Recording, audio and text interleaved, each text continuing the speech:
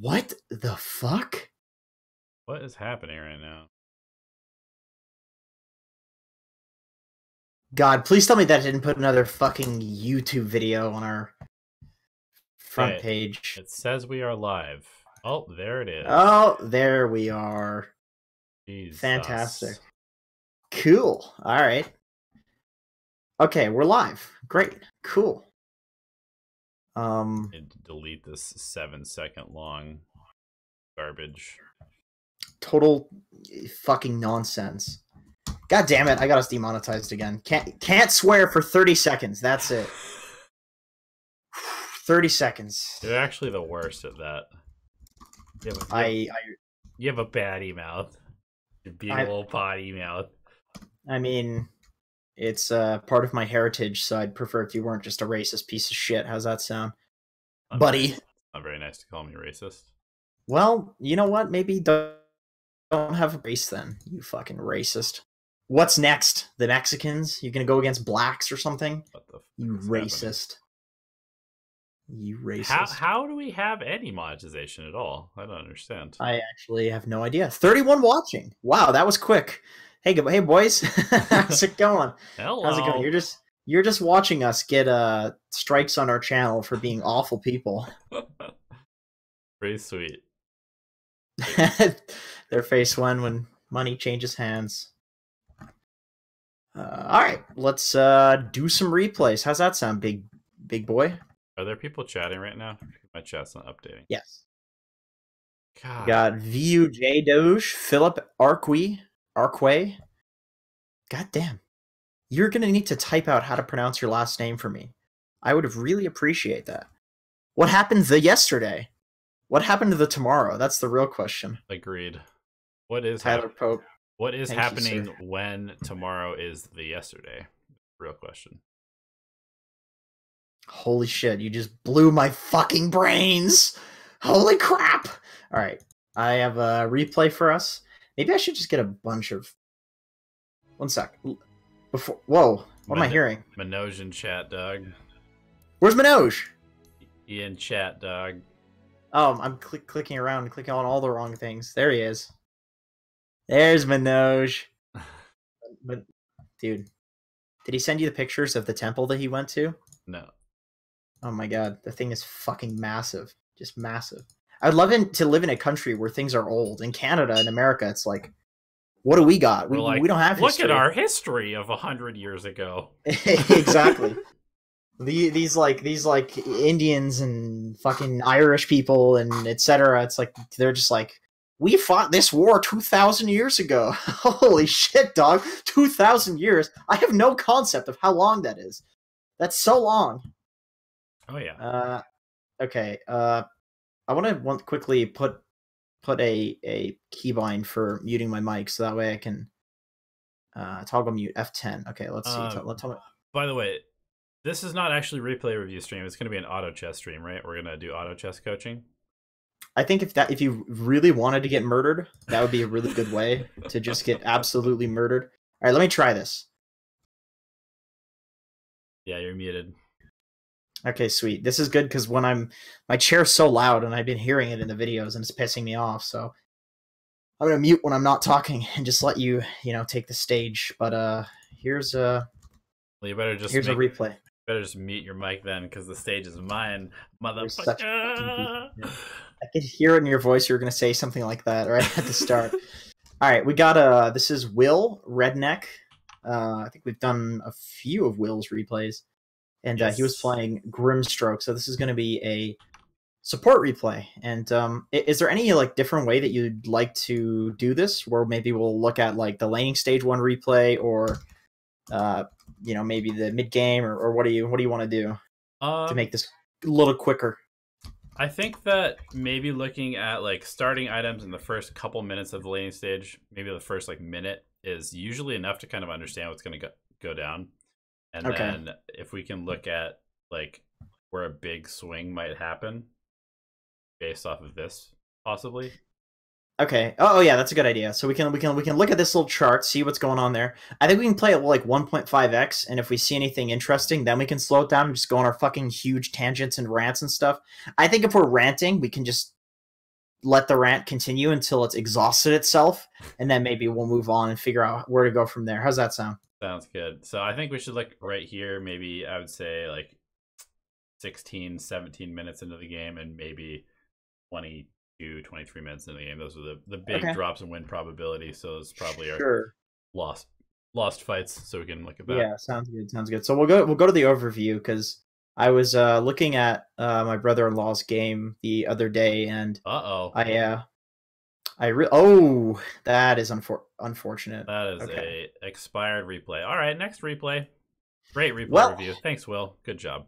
Yeah, I think you needed to do. You need to play the lane a little bit better. Will played a bit like a jackass in that lane. All right, let's continue. So I guess we could look at his itemization. What do you think about Kaya, Aetherlens, Tranquil, Blink, on Grimstroke? I'm not sure why the Kaya is in there personally. I think Grimstroke is not a damage dealer, so you don't need the Kaya, and I also think that you don't benefit from the mana loss reduction either, because you don't cost a lot of mana either. Like, Grimstroke doesn't really have mana. If you have the Ether Lens, you should have all the mana in the world. And adding that damage, like, you can see that your hero damage was actually not that bad compared to the Dazzle, but the Medusa, the Medusa did a lot of your damage. Like, you don't really need to be doing that damage as a Grimstroke. I would definitely say Kaya is wasted gold. If that's a Glimmer Cape, then you protect from so many things. Also, your team has no Yule Scepter, and there's an axe on the enemy team. I was gonna say, if you're playing against an axe and you don't have a Yule Scepter on your team, you're making a mistake. So it completely nullifies the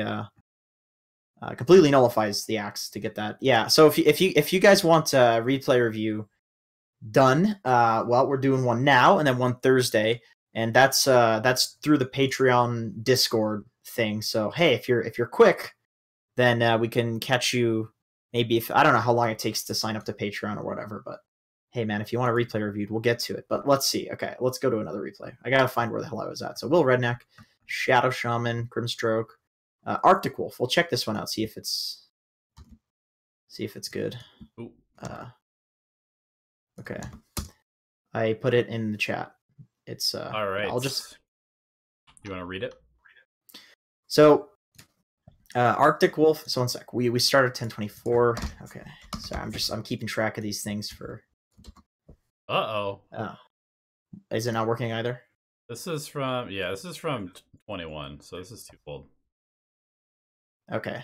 So yeah, that's a problem with skipping a week. Yep. But so we'll just go forward. So January 30th. Yeah. So anything posted after January 30th, I think, is going to be probably good. Yep. And there's quite a few. So Owl Gods posted a Dazzle support replay, and I will link that to you. There you go, buddy. Cool. Dazzle support was a win, but felt like I didn't achieve anything the first 20 minutes or so. That is not good as a support, if that's how you feel. So definitely, definitely want to achieve something in that time. There's the download bar. Nice. Cool. And we're playing a Carry Naga with the Dazzle. It's a combo that we recommended in one of our videos a while back. Yeah, that's a classic right there. So the replay review session is like, all of our replay review sessions are for everybody. It's just that for the actual replays that we're doing are Patreon supporters. So this is if we do run out, we may take some other Patreon or non-Patreon replays, but we gotta show love to the people that are showing love to us. So this what MMR would this be? This would be like what, 2K, 2.5K? Yeah, I don't really know what the medals are now, because everything was shifted pretty drastically, I feel like. That's true. Okay. But it looks like the average is probably somewhere around like Crusader 3, which I believe is like around 1.5K, 2K, something like that. Okay, so let's see. We'll go scoreboard. Just check out some general items. These are definitely decent items on Dazzle. Yep. I have no problems with these items. So we'll just look at the first 20 minutes, because that's what Algods wanted to look at, because it looks like after that the game was pretty like, it was relatively even up until like 20 minutes, and then the mid game hit, and then it looks like they won a fight, and after winning that fight, it just snowballed from there. Yep. Cool. So we'll look at the lanes. I think something we can do is just before we get into laning at all, we'll just look at the draft, like the enemy draft, and then his draft, and we'll just see we'll just say what we would look to do in this game as a support, like where we would look to rotate, etc. Sure. Because obviously, as a support, as a lot of other roles, like your Timmy Racist Turner, that's a hilarious name, but your the way that you're playing the game in the early game should be largely controlled by the enemy team's win condition and your win condition. So like if you need a certain hero to do well in the lane and that's going to help you win the game, then you should be focusing like your rotations around that. That's probably the first priority you want to look for in terms of what to do in the lanes as a support. Like you want to enable the hero that needs to be enabled in order to win the game, and you want to disable the hero on the enemy team that's going to win the game if they're not disabled. And then after that, like if it just looks like generally you have a better late game draft, then you probably outdrafted them and you just want to go to whatever lane has like the best opportunity in it. If you can't think of like the win condition aspect of things. So looking at the enemy draft, they have probably a Centaur plus Slardar dual off lane sort of thing, which is a relatively strong lane. And your Naga definitely can't be left alone. So as a 5, I would say you want to stay here for at least like 5 minutes. Potentially even have the Undying come up and try lane just to get a little bit of a lead. Or, Undying could come up at like 2 minutes or something like that. Enemy team has a PL. I think if you go late game in this game, it's gonna be rough. It's pretty rough, but I would say in the like lower MMRs, Invoker's not the greatest of late game heroes. People don't even in like Immortal, people don't tend to play it well enough to be justified as like a really strong late game hero. But generally, yeah, I would say if you go late game against this lineup and it's like a competitive game, you'll definitely lose to it. Yeah, I also wanted to just say that I feel like there's a couple kind of interesting things. I'm going to pause this for just 1 second. The Undying actually bought both of the wards, so that means that the Dazzle has extra gold, and may end up being more of a 4. I think Dazzle is a better 4 than an Undying is, just because Undying does like one thing essentially. And to be honest, I almost would rather have the Undying in the top lane. I know that Fox is this guy's friend, so of course he's going to lane with him. But if you actually think about the draft, Undying versus 2 strength heroes, really, really good matchup. And maybe even just try laning, like you said. But you can't really leave the DK alone either. So anyway, continue. I think in general you have 2 really strong side lanes. Like Necro Undying is a really strong lane, and Dazzle Naga is a really strong lane. It's actually DK Undying. Necro is the mid. Oh, okay, DK Undying. So yeah, that's a difficult one because like Undying's honestly a bit of a waste down there because agreed. That hero is like designed to apply pressure, and DK applies like absolutely no pressure. So he's kind of just going to be like staticking and farming as much as he can. That's why I think honestly what should probably happen in this game is like one of the 2 supports could secure DK like a couple of waves and then just leave him alone because he's just not going to die, but he's not going to really apply any pressure. Whereas I think with the Naga, you can definitely fight and you can be aggressive, especially if you pair the 2 supports together. Right. So and if we actually look at this laning matchup, it kind of makes sense why he felt like he couldn't really do anything, because obviously both of these heroes are extremely tanky. They have stuns that they can stack very easily and kill you if you get out of position at all. I mean, you can apply decent pressure with these right clicks like you're doing right now, but you also just have to play relatively defensively in this lane, otherwise your Naga is just going to feed. So I think so far Algoz is doing the right thing in terms of just like hitting people constantly. But positioning wise, I would love to see you playing more so in the trees, and also not pulling the creeps away from your carry, because that's like incredibly annoying as a carry player, trying to last hit while your support's just harassing in the middle of the creep wave and pulling the creep waves all around you. I would say that this situation right here, like the way that the creeps have doubled up for the Dire, this is really good for them because they can do exactly what you saw them do to kill you. which is just stun you on the creeps, and then the creeps do all the damage that is necessary to kill you. So like, I guess I have 2 points to make here, just about like double waves. Like generally, when it comes to laning in the side lanes, this isn't so much a mid lane thing because the creeps bounce between the towers so much that this almost like never happens. But in general, if you watch like Seb or whoever play like a side lane, some like really good core or support, just any side laner, you'll see that like whenever there's a double wave against you, in general, like you want to basically do what you can to right click the creeps and get them to push out, and you don't really act aggressive. Like you don't hit your opponents, you don't like trade with them or allow them to like stun you on the creeps. Like this aggression from the Naga is not really good because there's this relatively large wave. Like basically, you can win an otherwise even lane or an otherwise like hard lane by abusing when you have a double wave and being very careful when they have a double wave. And in fact, prepare the wave yourself and like create double waves by getting a sentry, dewarding the camp, single pulling, and then once the single pull is over, it will send 2 creep waves will meet, and you'll send like a double range creep into your opponents, and then you can be aggressive. So like it's actually something that you can make happen. You can also make the double wave happen by just healing the wave. And basically what I'm saying is if there's a double wave against you, be fucking careful or do what you can to get a double wave into them. If it's like a fighting lane, and if there's a double wave on your side, do what you can to like dive the opponents, cast all your spells on your opponents. You don't want to just do it at random. You want to do it when it's actually a good trade for you, basically.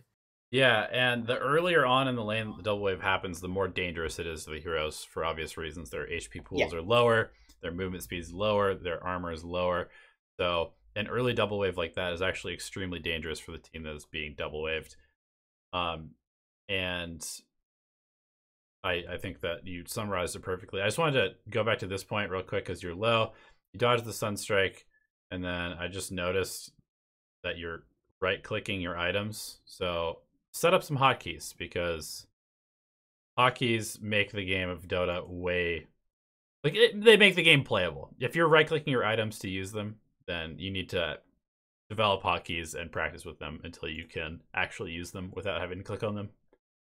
That is definitely accurate.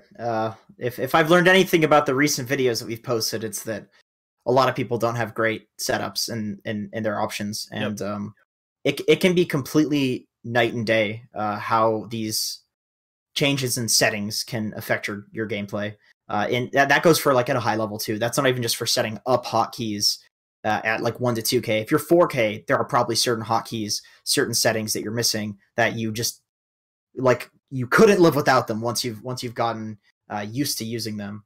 Yep. So we can see this situation, like once again, when going back to like the double wave situation, when they're sitting here and right clicking the creeps, it's going to create a double wave going into you, and then also like they're just tankier heroes in general than you. So if it's just a 1v1 and there's no like disparity in the creeps, they're going to trade more effectively than you. So I really do think in this particular laning setup, you would want to focus on like one of 2 things, which is either creating that double wave by pushing in the wave using your heal and also like doing single pulls, or alternatively you can just like chain pull and your Naga can farm under the tower. Like that's the way that you deal with a high pressure lane. You either fight it by abusing the double wave mechanic to make yourself stronger, so you give yourself that edge. But if you feel like you can't get that edge, or you just want to farm, then you can just like completely chain pull. But in order to do that, you need to have a sentry ward. You need to start with a sentry ward, because if they blocked that easy camp, then there's no way for you to... People don't block camps at this MMR. It will never happen. But that is good advice for general Dota knowledge, for sure. In any case, there might, even if they don't block the camp, there might be a ward up there that will scout your pull, which will make it harder for you to chain pull. Like, are you getting food brought to you? Yeah. Nice, dude. Lucky. All right. Where was it? Where was I? Oh yeah, right. You should like still almost always have a sentry in the safe lane. This is fine. What's happening right here? You can just kind of trade with this guy. Oh my god, he's really diving you, but he kills himself for it. So that's yeah, perfectly fine. I would say definitely chain pulling here would be very effective. Yeah, because I think this lane is like if you look at the enemy draft in your draft, like the bottom lane, your team is fucking destroying. It's DK and Undying. Like Undying in the lane will actually do really well against a PL. PL's losing that lane. Mid is Necro versus Invoker, which is a bit of a wash. Like they're both going to farm. So you're actually the losing lane in this game. Like you're the lane that's supposed to be pressured. So if you're just getting your Naga farmed up here, which your Naga's not farming that badly, but you could also have XP. Like your Naga could be 6 right now if you were chain pulling. I would definitely spend less time in the lane and more time doing other stuff. I've noticed that you spent basically the entire time just standing next to the Naga. And this is a hero that loves having stacks. So I think that you should absolutely be trying to stack the jungle as well. That's like, you know, what you just said about how there's usually a losing lane, an even lane, and a winning lane. If you're in the losing lane, like, and you're with a hero that farms stacks, one of the best ways to deal with that is just lose the lane. You're going to lose the lane anyway. Like, make sure that they're okay. The creep wave is being... This other team is pushing the wave under tower constantly, so just let them farm under tower, and you can go stack, and like Jenkins said, pull over and over and over. You get experience. You set up a bunch of golden experience later on, and your Naga loses the lane, but essentially wins the lane because she has all these resources stored up for her later.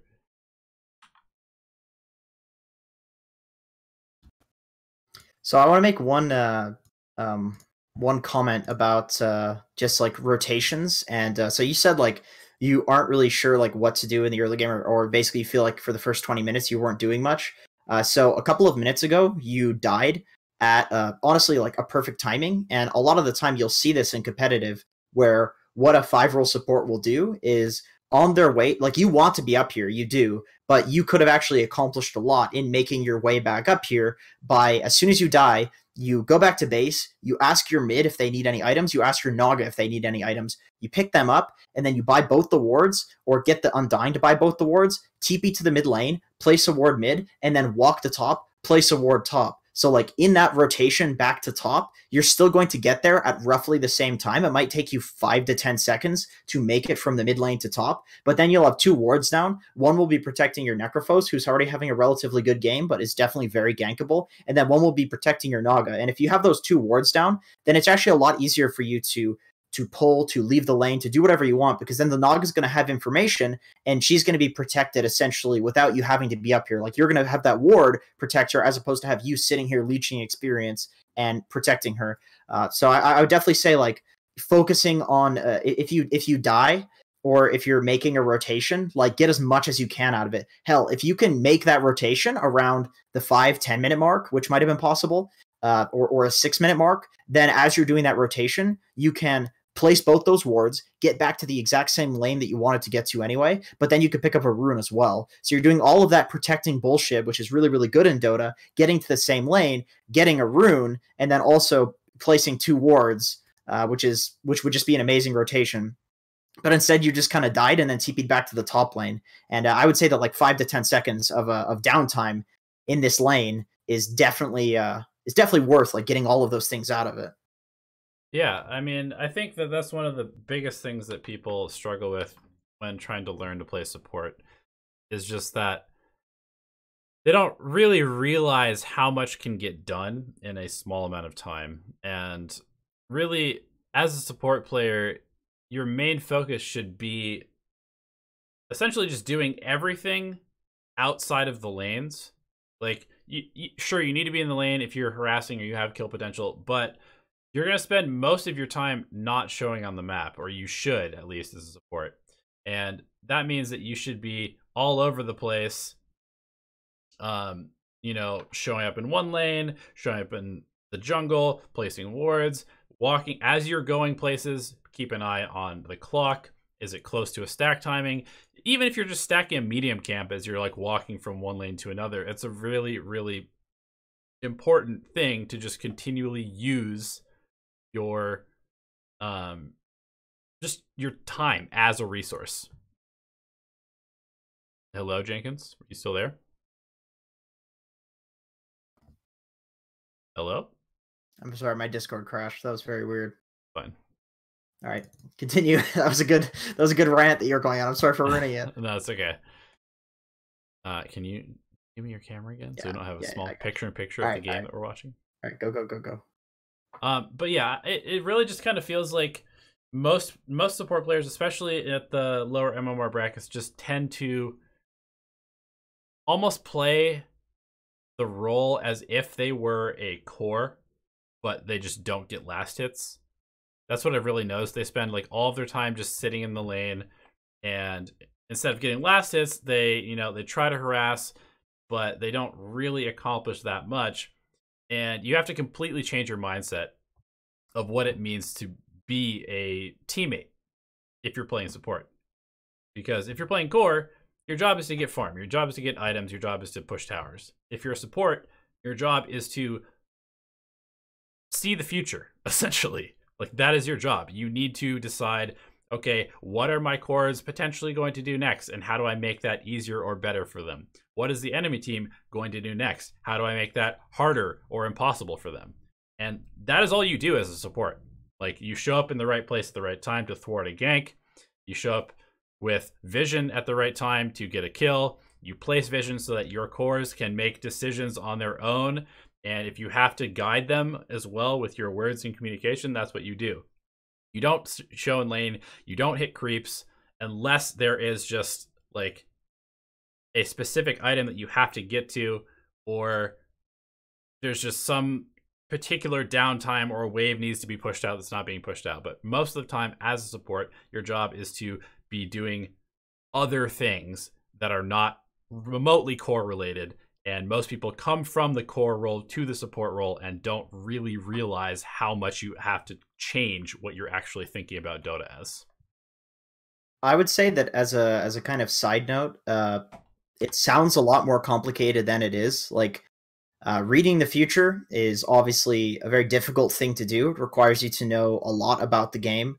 But the thing is, like, there are things that are true in every single game of Dota, and so therefore there are very like predetermined rotations that are just very good in Dota. For example, if you can find some rotation that you can make around the 5 minute mark, that is a very worthwhile rotation to make, because the 5 minute mark is when bounties spawn. That is around nighttime. That is around the time when siege creeps are going to start spawning. So like if you can look to kill yourself around the 5 minute mark as a support, and then you make a rotation off of your TP into a tower to get back to the lane that you were in, like, that's actually a relatively fine play. If you look to smoke instead of killing yourself or something like that, or even just run behind some tower and be very aggressive at that moment, like, that's a really good moment to make plays. Basically what I'm saying, it's not just in relation to the 5 minute mark, it's just in every single game of Dota. Typically the mid is very similar in terms of what they do in the game. The offlane is always going to be like a Centaur or a DK, one of these heroes. Like, there are things that are true in every game of Dota and are just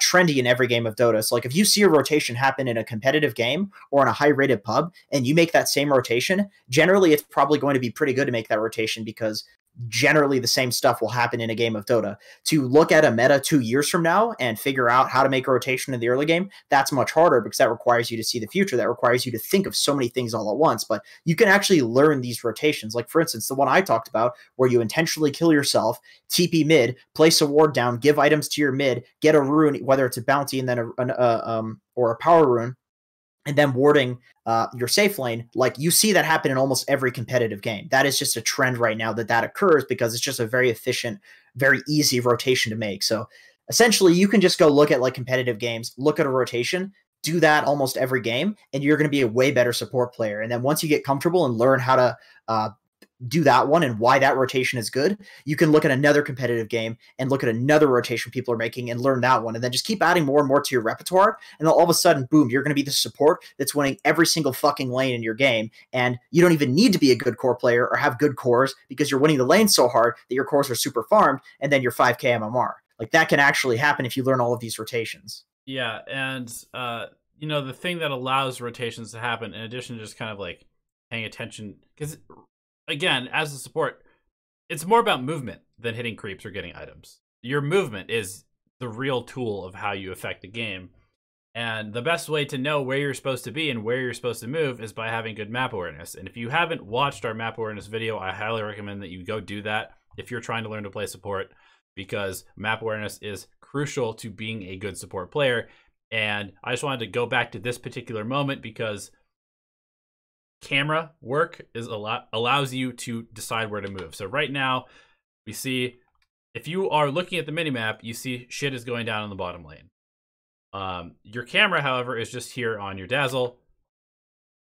If you look at the heroes, is your Naga remotely in danger? No. There's a ward here protecting her. She's just farming the jungle. You can clearly see that there's no heroes remotely close to the Naga, so you don't need to protect your Naga. Is the Necrophos in danger? No. There's a ward protecting the Necrophos. The Necrophos is showing alone in lane. There's no heroes there contesting him. Is your Dragon Knight in trouble? Yes. There's a bunch of heroes in the bottom lane. They're all attacking him. Do you need to be in the top lane? No. Do you need to be in the mid lane? No. Could you potentially affect the bottom lane by showing up and running there and possibly graving your Dragon Knight? Yes. But if you don't look there, how the fuck are you supposed to know whether you should be there or not? So you actually need to go move your camera. I basically spend all of my time looking at the minimap as a support. Like, you should just be scanning the minimap, reading what's happening, reading the movements, and then responding accordingly, because that is your job. I think it's really important the way that you eliminated all of the other things you could do. And like when you were actually explaining this, Donnie, you were saying like, do I need to do this? No. Do I need to do this? No. Like, that's actually how you should think about things as a support, in my opinion. And this is why, like, I don't like supporting, because that's pretty hard. Like, as an offlaner, it's like all I have to worry about is one lane, right? But as a support, it's like at a certain point, you're no longer needed in the safe lane, and maybe it's more valuable to spend your time like warding mid. But then you can also combine that with a rotation to save your DK. And of course, you have to move your camera to do that. But it's quite possible that like if you really like. Well, this obviously you should always like look to improve things, but if like you really don't want to improve your camera movement, or if like you really struggle to improve your camera movement, or you feel like it's just easier for you to play with your camera on your hero, maybe you're like a core, player, because like that is very crucial for supporting. And we talked about that in like a few videos back and a few streams back, where it's like there are certain things in certain roles that are necessary in terms of just your general play style. And as a support, that is like a very crucial thing to have good map awareness. Whereas if you're like an offlaner or a mid, like your map awareness isn't that much important, because mids don't really get ganked that much anymore. Offlaners don't really get ganked that much anymore because they're the ones applying pressure. Carries, their map awareness does matter. I would say like 5 in one role are probably the biggest roles for map awareness, because a 4 is so strong they can basically go anywhere and apply pressure. It's more about like understanding a draft. But basically, I'm just kind of hammering in Donnie's point that you really do want to focus on doing whatever it takes to have really good map awareness and like where you need to be on the map, because it's extremely crucial on 5. If you get it wrong, then you're going to be useless in the first 10-15 minutes. If you're useless in the first 10-15 minutes, well, 5s are generally pretty useless after the first 10-15 minutes, because that's when they're supposed to do their job. Like, basically, your entire game is just condensed into this really important period, whereas, like, for a core, they have this long period where they don't have to do as much, but, you know, they need to, like, carry harder. They don't need to combine as many things. They just kind of need to do certain things, but really, really well, whereas, like, for supports, you have to do a lot in a very small time period and be very efficient about it. Yeah, and this is the last thing that we're going to talk about in this replay, because we should go on to the next one. But I just wanted to kind of return to the point of the replay, which is you didn't feel like you achieved anything in the first 20 minutes. And here's exactly why. So we're going to go back to the scenario that I was talking about you moving your camera to see whether you could help your bottom lane. So even right now, if I was playing this Dazzle, I would already have read the situation, right? We've got the ward. These 2 heroes are protected. They're not going to die. So right now, I would already read this is the most dangerous set of heroes, because look how far they are away from their tower, and there's no vision guarding them from rotations from the shrine. So, and he's pushing with DK ulti right now, too. So he's applying pressure. They're going to want to respond to that. Yep. So at this exact moment, I would look at my TP scroll. It's off cooldown, and I would just immediately, preemptively make the TP to this tower, because, you know, what's the worst that's going to happen? Probably nothing. Maybe they gank your Necrophos, but your Necro is pretty strong. So I would just TP to this tower, and I'd just immediately start running, you know, through the trees. And if you'd done that rotation when you were standing over here, maybe you're about here at this point, you can show up, you can grave this DK, possibly save his life, maybe get a return kill. And we're going to see why you didn't feel like you got anything done, because, okay, now you moved your camera there. We just watched you do that. And now you're just going to walk all the way to the bottom lane. because you don't really know what you're supposed to do, because the one place that you were supposed to be, you weren't there. And so, like we said, you didn't need to be near this Naga. He's not in trouble. You don't need to be near the Sacrifice. He's not in trouble. You did need to be near the two heroes that were in trouble, and you weren't there. So yes, you don't feel like you're doing anything because you're not. And there is nothing to do at this current point. So you're just kind of aimlessly walking over to this lane because habit, I don't know, you're just trying to get here, and we can see that you end up just basically walking all the way over here. Eventually getting to this lane, you get one last hit, and then you just TP to the top lane because, oh, there's a hero that's like kind of near my Naga Siren again. So this particular movement is about as inefficient as you could possibly get. And I just wanted to point that out because this is why you feel like you didn't accomplish anything, because you were just being incredibly inefficient. And I don't mean this as like a flame. I'm just pointing it out because that is the whole purpose of this replay review and what you wanted to have looked at. I would say as like a general rule of thumb for this current meta, this is not going to be helpful in like other metas because the game changes. But for right now, like there's usually going to be one hero that you're actually making space for. And for the last few years, what you usually do as like a support offlaner and even mid sometimes, like depending on how the game is, like the mid's a weird role because it kind of goes between farming and fighting. But basically, like when you're a support, the way that you're protecting this Naga is by warding up here and then letting him play on his own and farm and making space on the enemy side of the map, like with your team. So basically, like you don't want to be playing this Naga right now because he's not strong. He wants to be farming. Your DK strong, your Necro's strong. You want to be playing with them, giving Naga the space on the opposing side of the map, forcing the entire team down there, and then your jungle is free for the Naga to farm because the enemy team's going to be so busy dealing with you, the Naga can just free farm up here. But you've been kind of following the Naga around, which I understand because you guys are friends and you're party queuing. But in general, like Naga wants nobody to be around her. Like Necro shouldn't be here either because Naga wants to be farming all of this. Naga wants to be level 12 right now, not level 8. You know, like this hero wants to be just completely ignored and nobody knows that she exists. But if you're there, you're, you know, you and Naga is like, that's two heroes. That's like almost half your team. So like, if you're there, it's going to draw people there. You want to draw people away from your Naga Siren. And like I said, generally, like that's been the case for the last 1 to 2 years.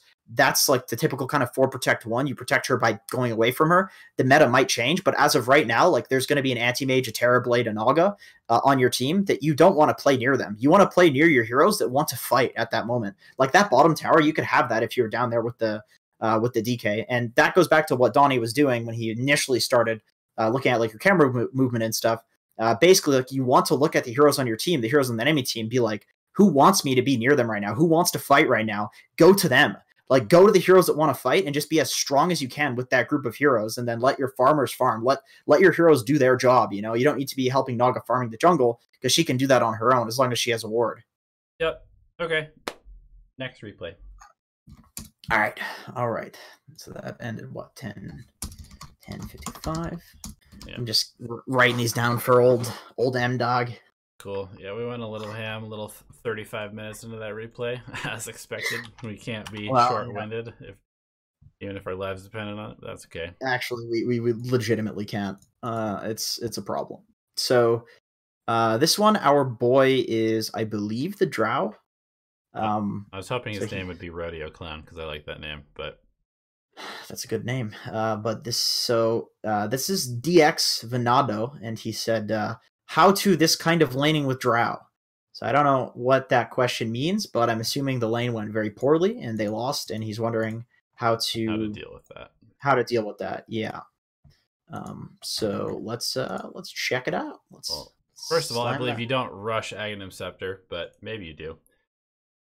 I don't think so. I definitely don't. Definitely not feeling the Ags rush build.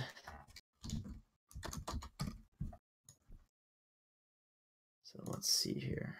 How many lads are 156 lads are watching us right now. Whoa! That's all the lads. Thanks for tuning in, guys. Much appreciated. So let's give this a gander.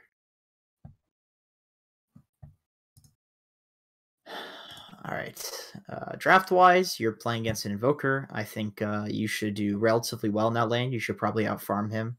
It's going to be Quat mid, Drow safe. Oh, Drow safe lane. Okay, Off okay. lane Void. And Drow Rubik is an incredibly weak lane. Yes. So this lane is a lane that you probably want to win by chain pulling and just farm, like essentially abusing tactics to just get as much farm as you can. You don't want to look to apply any pressure. I imagine.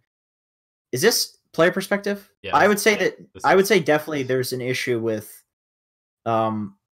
moments of like just keeping your camera totally still. I don't know if you're alt tabbed or anything. I know this is going to sound like super critical, but I'm a firm believer that like in a game of Dota or a game of Smash or anything that you're playing that you just want to be good at, that you should just give it like your full attention. Because otherwise people are just going to be better than you, and people being better than you feels fucking bad, man. So like, also, what's the point of just not focusing on something? Like you just do everything worse. It's true. turns out if you put less effort in, things don't go too well. Yeah. So yeah, like going completely AFK before the start of the game is I would say the lower rated games I can see why you would be tempted to do that, because like everybody does it, but the game starts as soon as you start picking and drafting. Like Dota is the whole combination of everything happening in the game. It's not just like when the horn sounds, you know. Like you getting that rune is actually very surprising to me. But once again, it seems like this is a low rated game, and I'm pretty sure in the low rated games, it's just you can't take the bounties on your side, and the enemies like don't contest them or whatever. Yeah. So I would definitely be a little careful blocking the creeps here, just because I know that in the safe lane, if you block too much, this looks fine though, just because the enemies are blocking. Yeah. You can just like as you see the enemy creep wave, you can kind of let it go if it looks bad, or you can go and block their creeps. Also, you should have more regen, because you know this is a very weak lane. 3 tangos is not enough to sustain against anybody. Like literally, no 2 heroes. Yeah. Like the circlet could very easily be, what is it, 185 gold? Is that correct? I think something like that. They could literally just be 2 more sets of tangos. 9 tangos as a drow is fine. Remember that having extra agility is not quite what it used to be, because it doesn't give bonus damage. I mean, the attack speed is nice, the damage is nice from the slippers, but I don't think you need the extra 2 from the circlet, and that should just be more regen, so you can actually get levels and stay in lane. I would say that like in general, you can look at the lane as essentially it's not about kills, it's not about like who dies. I mean, it is about CSing, but you don't even need to think about it as CS, because like in most lanes, if you think about the lane as who can like take the opposing team's regen first, then kills will occur after that. Like CSing will occur after. It's like really you can look at it as a regen battle. So if you're going into this lane with 3 tangos, that means you know that you're not going to need this regen in order to take away the opponent's regen. And I do believe that like with any culmination of heroes up here, maybe barring like Invoker Pudge, it is not the case that 3 tangos is enough. Yeah. If there's a Jakiro here, if there's an Ogre here, if there's even a PA here spamming daggers, like you're going to need probably a salve or some branches at least to put down. Like for instance, that circlet could be sold for 3 branches, give you 1 extra attribute, and then it's also going to give you 3 trees to place down, which will essentially mean you get 6 tangos. Yeah. That's actually probably the best. I like that. Sure, yeah, that's definitely good. A lot of people are going for branches in the early game for that specific reason. And then if you don't happen to use them, you can build them into a wand. So it's like if your calculations in terms of the regen battle is wrong and you actually don't need the branches, well, it's a wand anyway, so it's not that big of a deal. So yeah, I would definitely say like when it comes to the laning phase, I imagine it's gonna be a big issue for you, these tangos, but I'd like to like go ahead and see. Yeah. I rewound just because I also wanted to point out that going for precision aura right now doesn't make any sense. I think that having level 1 in precision aura, I mean, again, it's not the same drow that it used to be. Getting like 20% of what?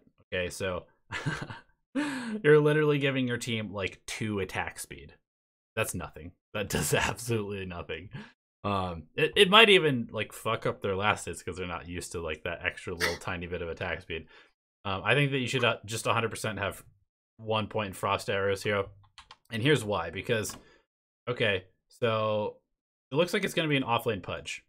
If you have frost arrows here, you just hit the pudge right now. You hit him once, you hit him again, you hit him again. He's close enough to you. You hit him again, you hit him again, you hit him again, you hit him again. Like, you should just be right-clicking him right now, and you're not doing it, maybe because you're scared of pulling the creeps, but if you have frost arrows, you're hitting him all this time, you're harassing him down. He's at like 50% or lower HP at this point based on how he's playing, instead of, you know, having taken 0 damage essentially, and you being scared because you have no way of slowing anybody or contributing anything essentially to this lane. Well, also because it's an orb, like, it just doesn't pull the creeps. Yes. So if you don't, you know, press Alt and then use it with the right clicks, like if you were manually casting the orb, it doesn't. Yeah, like you could just be right clicking him right now. Just continue to right click him. Continue to right click him. There's no reason to be playing where you are. You might as well just be right clicking this pudge. That's how you make this lane easier. And since that was your question, how do I play this lane? The lane went poorly. You lost the game. Start with that. Start with hitting people when you have the opportunity to hit them, especially when it's just a completely free trade, because this guy can't run up and hit you. So I want to go back. Like to the very first creep wave, because there's a problem that I noticed in this replay that I notice a lot when I'm doing coaching, and it involves camera positioning. And this is why I advocate that people should use camera grip in the laning phase. But so yeah, go back to the first wave, and I want to take a look at the enemy ranged creep and watch what happens to it. So if this pudge was a better player, you would have range creep that's denied on you, and that would be obviously really bad. But it's always a result of camera positioning, and typically in this lane as well, because the interface covers. So you can see that you keep moving the camera, and it keeps covering the ranged creep with the interface. And there's a point where Pudge pulls the creeps, which results in you moving your camera, which results in the enemy ranged creep being covered by your interface. And then it just dies, and you don't even try to go for the last hit because you don't see it. So, like, he does this, right? Which typically, because you're focusing on, like, the creeps in front of you, especially if you get hit by creeps, you'll move the camera a little bit, and then you can see that the range creep is so far away from you that you don't even see, like, you can barely see it. Like, obviously this is going to be in your peripheral vision, but it's right near the bottom of your screen, so you're barely seeing it, and you're focusing on, like, getting this deny. But you could just, if you positioned your camera more focusing on the creeps, you could move your hero and kind of an arc, run over and get that last hit, which matters a lot more because range creeps give a lot more every upgrade cycle now. And then you could come back and get the deny as well. But I believe my hypothesis is that you didn't do that because, number one, you didn't preempt that the range creep was going to die, just like knowing that if he pulls the creeps, that's going to happen. And then number two, your camera like literally wasn't on the range creep. It was in the bottom of your camera. So I would say, like, keep your camera focused on the creeps a lot more. There's just a lot of, like, yeah, like you can see that the range creep is totally out of vision now. And it's and all totally, this space up here is useless. So. Right. It's just unnecessary. And also, like, you could have your camera over to the right as well, because you can see that there's a Jakiro and a Rubik that are fighting in the woods. You don't see this Rubik's HP or mana on your screen. And I know you can see it if you look in the top right, but then you're requiring yourself to look at the top right of the screen to see your Rubik status, and then the bottom left of the screen to see the range creep. Whereas it could all be on camera and you could see it all with your peripheral vision, because it would be like kind of, near the center of the screen. So like that, yeah, that I like that camera positioning, but you did it for like a brief moment there. But I think keeping the camera like that is actually perfectly fine, just because you know where the pudge is. If you have your camera there, then you see the pudge, the Jakiro, the Rubik, and yourself, and all of the last hits that are happening. So now that there's a double wave, I would say this is when you want to start right clicking. You want to start right clicking creeps as much as you can. It's always so problematic when one of these double wave spawns, because this Pudge should be getting completely obliterated in this lane, but because he's got a double wave pushing into you, there's no way that, like, you can apply any pressure to him. But, like, Pudge, we talked about Drow plus Rubik being a weak lane, but, like, any lane with a Pudge in it's going to be dog shit. It's just that there's such a huge wave now because you guys didn't apply pressure at the start with the Frost Arrows, that this guy actually has a game when he should have been absolutely punished. Yeah, and I would say when he's gotten 2 back-to-back range creep denies. Again, just because it kind of goes back to the fact that you haven't been pressuring the Pudge at all, because number one, you went for precision aura first instead of frost arrows. Number two, your camera positioning is making it hard for you to actually, like, recognize when people are vulnerable and when creeps are vulnerable. Go ahead. I would also say, like, just generally, I think that you should probably work on a preemption of, like, last hits. You can kind of train this by just observing creeps in a lobby if you want. But like essentially, you should be really paying attention to like how quickly creeps HP is falling that you want to last hit or deny, and then based on that information of how long it's taking to get from like point A to point B of their HP, you need to know, given your movement speed, like how long it's going to take you to run over, how long it's going to take you to attack and like preempt that. Like it seems to me what you're doing instead is you're going for the last hits when you see that they're in last hit range. Like that's when you focus on them, but you should be focusing on last hits before they actually happen. I think Purge did a really good video about that, but I don't know, maybe shouldn't advertise like a competing channel. I mean, but he did a really good video on like last hitting, and it's a basic concept that can be extended to be very advanced, because like if there's many creeps that are all going to die at different times and there's harassing and regen that you need to focus on, then it's definitely a lot more complicated. But I would say that in this game, like there's a lot of moments where it's literally just you and Pudge, no kill potential whatsoever, Jakiro trading with a Rubik. There's a creep that's going to be in last hit range, and the only reason you don't get it is because you didn't preempt using the information that was available to you that you were going to need to walk over and last hit it, whether it's because of the camera positioning or whether it's because you're just not thinking about it or whatever it is. Like you need to basically be like, okay, this creep is dying at this rate. I can see the HP is going down. My hero's slow, so therefore I'm going to need to run over preemptively and do that. And then you can consider, can I do that? Will the Pudge hook me if I do that? The answer in this game was no, because the Rubik was dealing with the Jakiro, so it was just a Pudge, so he applies no pressure. So there's really like no excuse essentially to miss those last hits, because it was just as easy as walking over and getting them if you see them on your screen. Yep. And this video is going to be, or this particular part is going to be, of this stream, is going to be a lot about creeps, because as you were talking, I recognize this scenario as something that I've seen many times before, especially in these replay reviews. Right here, you've got 4 creeps that are chasing you. They're all aggro to you. That means they want to punch you in the face. And Drow's a hero who doesn't deal very well tanking creeps. Now, we notice that Pudge is super overextended, and your Rubik is wanting to go on him, and Pudge is now tanking creeps as well. However, you're still tanking these creeps. You need to de-aggro these creeps before you do anything else. You don't go attack the Pudge. You don't run over and try and kill this guy. You have to get these creeps off of you, because look, 10 damage, 14 damage. You're going to be taking a huge amount of your HP pool. Remember, you only showed up to lane with 3 tangos if you're trying to right-click here, okay? So you hit the Pudge for 35 damage. You literally just took 39 damage from all these creeps hitting you in the exact same amount of time. Again, you attack the Pudge, 54 damage. Nice. Guess what? You just took 54 damage from these creeps. So you're actually losing this trade despite the Pudge being super out of position, because these creeps have just been aggroed to you and you're doing nothing about it. So I'm going to go to free camera. I'm going to rewind this real quick. This is fine, pulling the creep wave off of the tower, but you need to run over here and you need to right click this creep so that your creeps aggro onto this creep. And then you can go attack this Pudge. But sitting here in the creep wave, tanking these creeps while trying to kill this Pudge, who is relatively unimportant, actually, considering that laning stage, as we've talked about, is literally just about securing last hits. You're just putting yourself in danger and essentially losing a trade for nothing. Yeah, and that kind of goes back to the regen thing. When you are tanking creeps and they're not tanking creeps or not tanking as many creeps, or they're tankier than you, then you are losing the regen battle. And that is especially true if you have less regen than them. If you had like 2 salves on you right now, I don't give a damn if you tank those creeps, you know, because there's like an intentionality there. It's like you making that calculation that you have that regen and that you know that you can tank those creeps and that he's not going to have regen. But if you're just hitting him exclusively because you just kind of want the kill, that's when it's a mistake, I think. But like if you're calculating and you are okay with tanking those creeps, then it's not a problem. But it's just all about calculating like damage in versus damage out, and given how much regen both of the sides have. So like if you, for example, see the Pudge has like a salve and then so does the Jakiro, and you guys don't have salves and you make that trade, then that's bad because they salve up, you don't salve up, and then you just have to sit in the tower and you can't lane.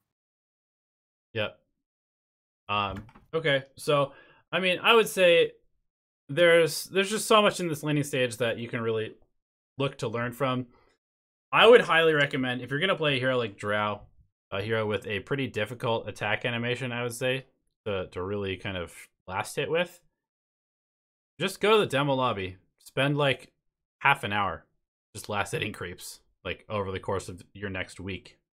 And you'll have the attack animation down. You'll understand kind of creep mechanics and the creep damage to each other, and like when a creep's getting low, when you need to start attacking it to kind of balance out a creep wave. Just work on manipulating a creep wave with the last hit trainer that is included in Dota 2. I cannot stress enough how important it is to utilize tools that are available to you. And it'll have a huge effect on your ability to win games. Like right now, you know, we're about 3 minutes in, you have 4 last hits. Sure, you have 6 denies, but those denies don't really mean a whole lot because we've missed, you know, 2 or 3 full creep waves of gold. And that's why we're now just finishing our first Wraith Band at 3 minutes into the game. And that's obviously just not a very good timing for any item as a core. So let's go to the next replay. Yeah, I think we said enough to like focus on in this replay for sure. So let's see. I'm gonna go to the Alchemy. I'm gonna record what time we ended at for this one. 11:13 for our boy Minoj.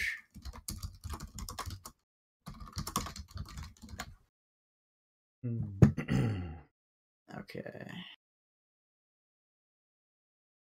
Good ogre set. 10 out of 10. That is a fucking sick ogre set. Oh my god. Offlane Bristle. All right. I love me some offlane replays. I'll put it here. There we go. This is, he says, where is it? Offlane Bristle, a game we destroyed, but I felt I could have done something else early. Oh my god. You guys got to stop linking games that you destroyed. They're so useless. We'll look at it. We're going to rip extra into you. Jord Cam again. Let's get after it. Cam. Yeah, let's fucking slam him so hard. You link a winning replay, I'm going to slam you. I'm going to slam you like I slam my teammates and ranked on my Smurf when nobody knows that it's me, so I can just go extra visceral. I'm just kidding. I don't do that. You can ask my girlfriend. She watches. She watches all the time. Okay. Here we go.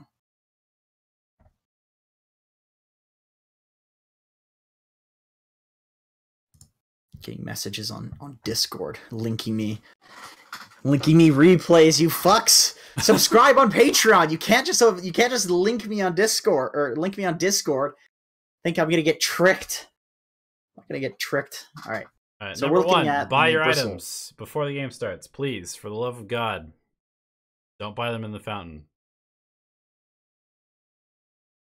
Ooh, I would like to see more mangoes on Bristle, just because he uses the mana. Like, he certainly uses the mana, and he uses the regen for sure. I don't think you need essentially 9 tangos worth of regen. I think the fact that in order to get that regen off of you, your opponents would need to trade with you, and then they're trading with a bristleback. It's like, if you have those mangoes and you're making those trades even better for you because you have more mana to spam and potentially chase them down, like, you could get a level 1 kill really easily.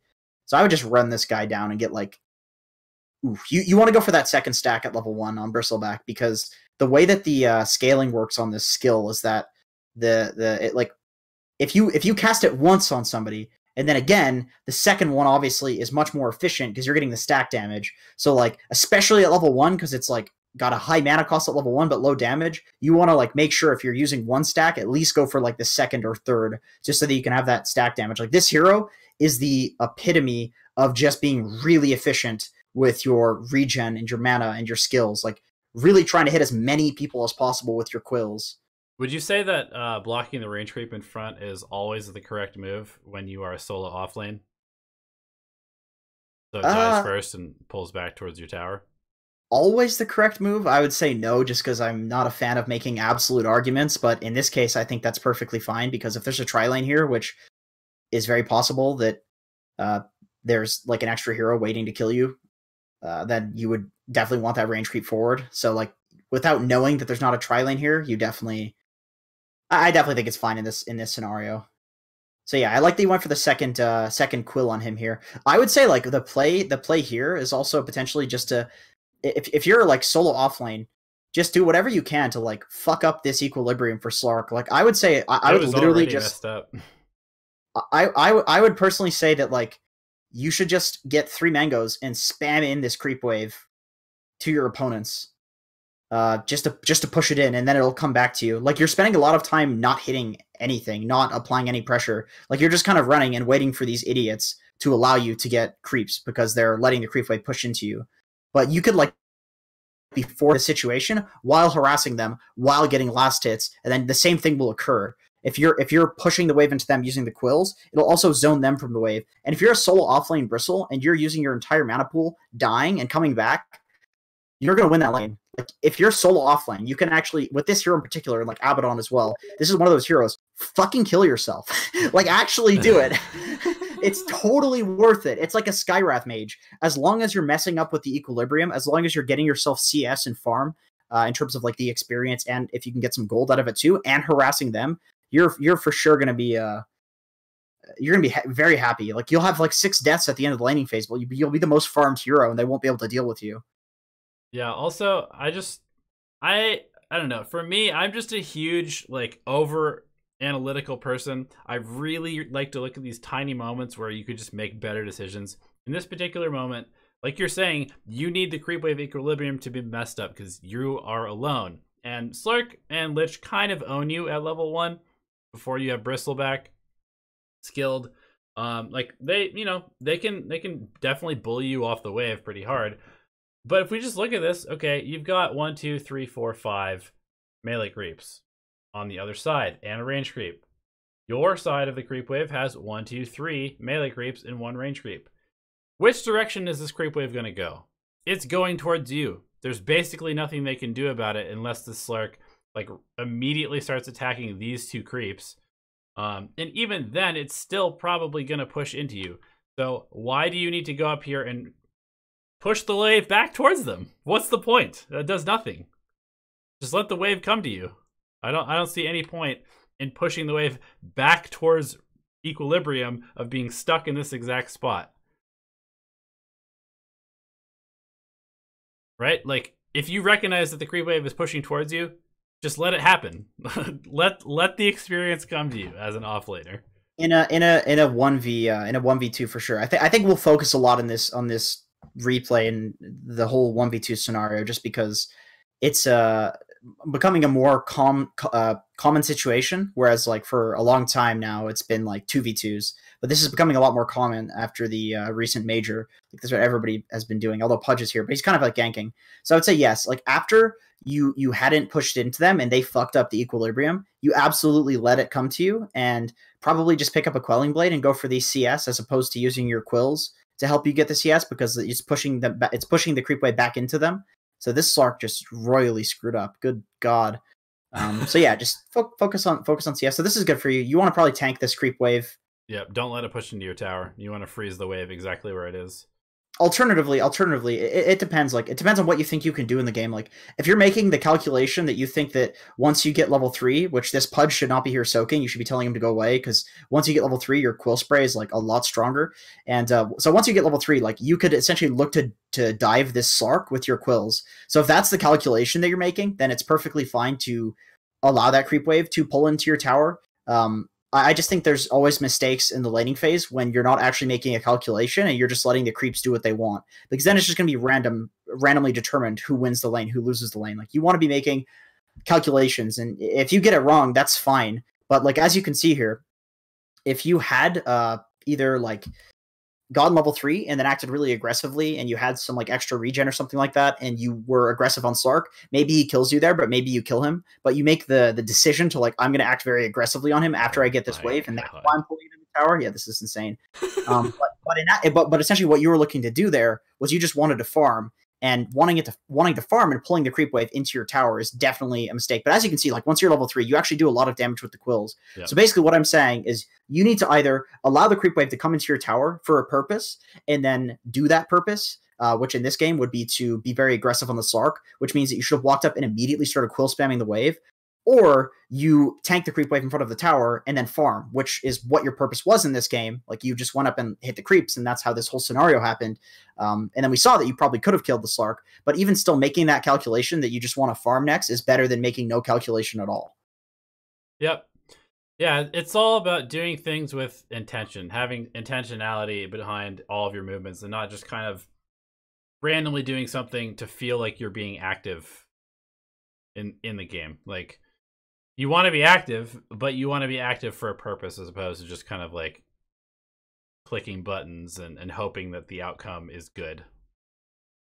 Once again, bringing this back to like less of a kind of philosophical thing, I would say that in general, in the laning phase, like you want to do actions that push the wave into your opponent if you want to act aggressively, because then you'll have the double wave. And if you want to be defensive and if you want to farm and you don't want to act aggressive, then you want to do actions that are going to allow you to just static the wave wherever you can, or like cut the or pull it back towards your tower.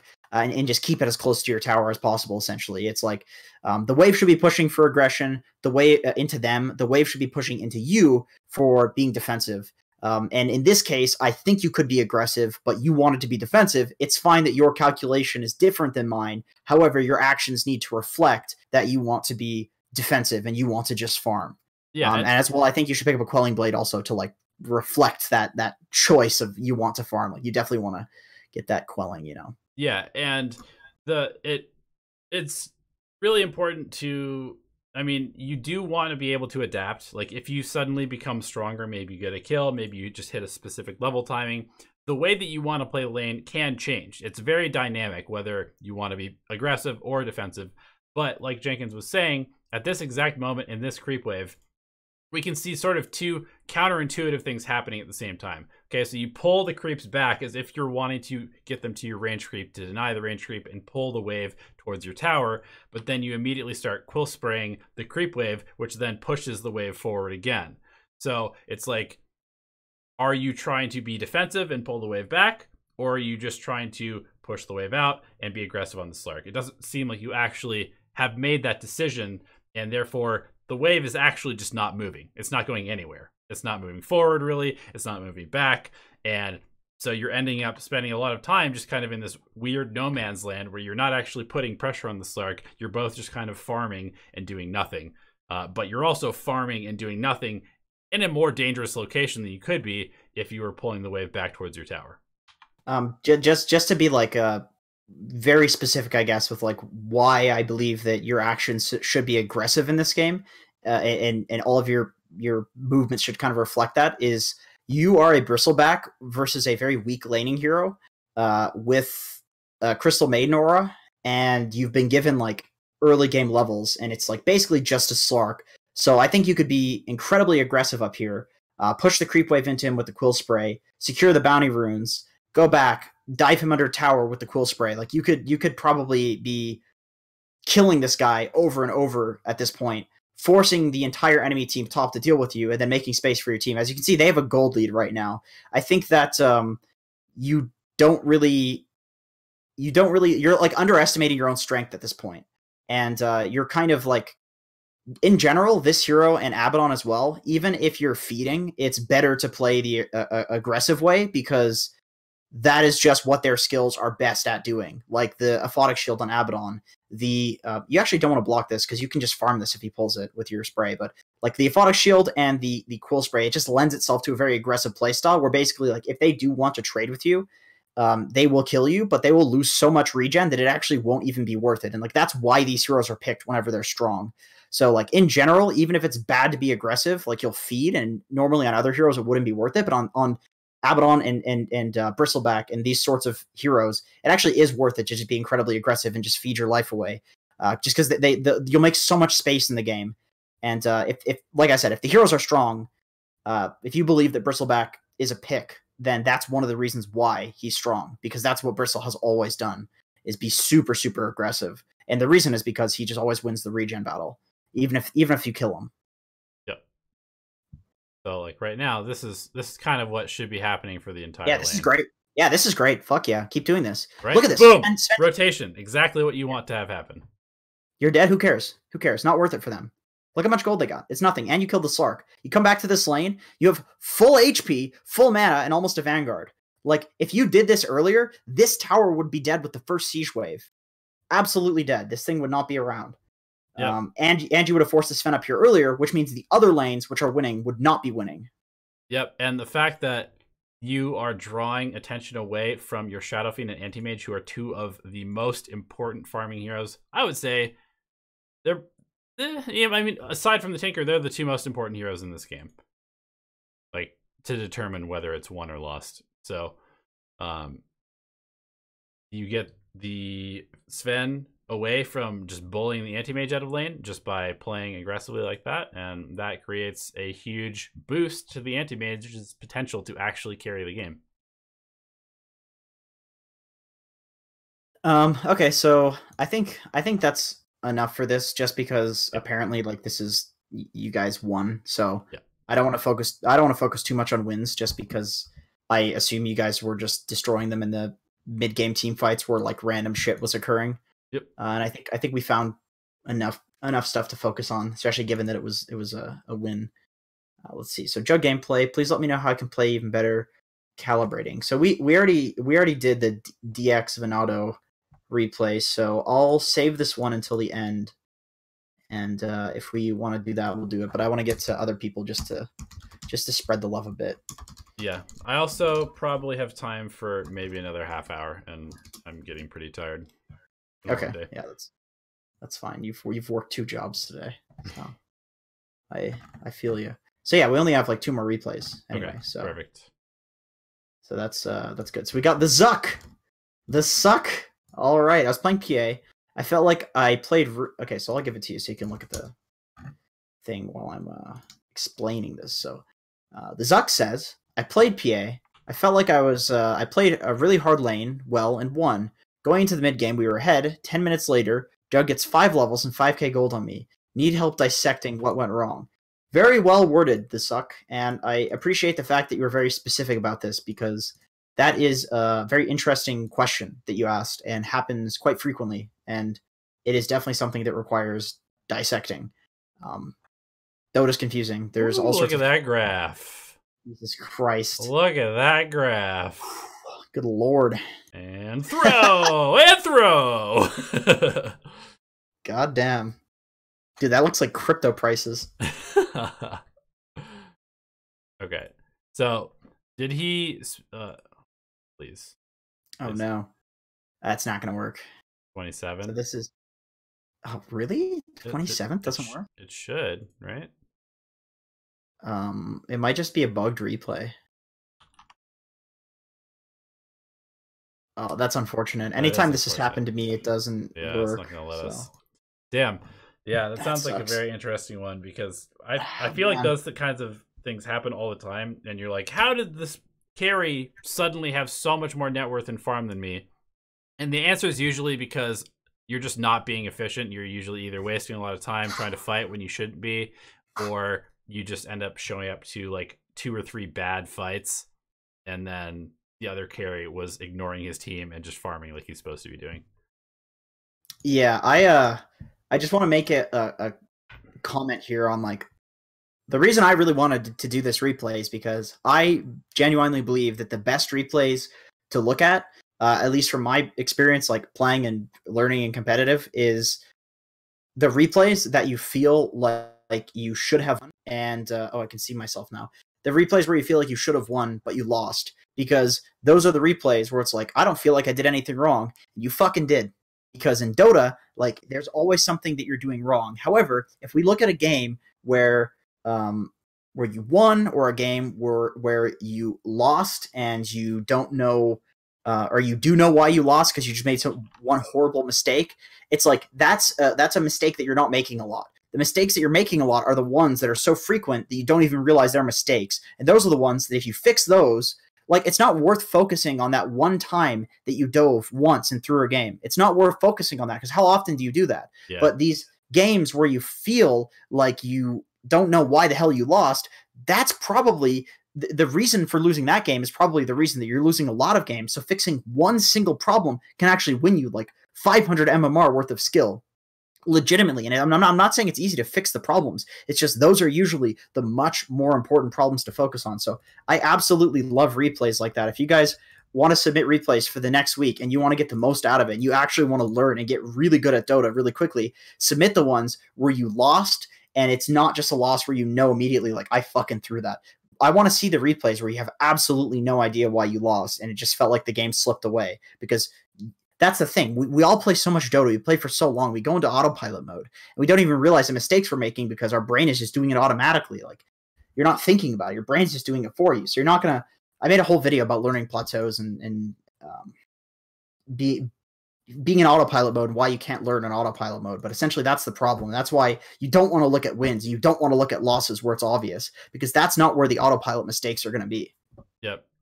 So it looks like this isn't going to work. I even restarted Dota. So unfortunately we can't watch the Zucks.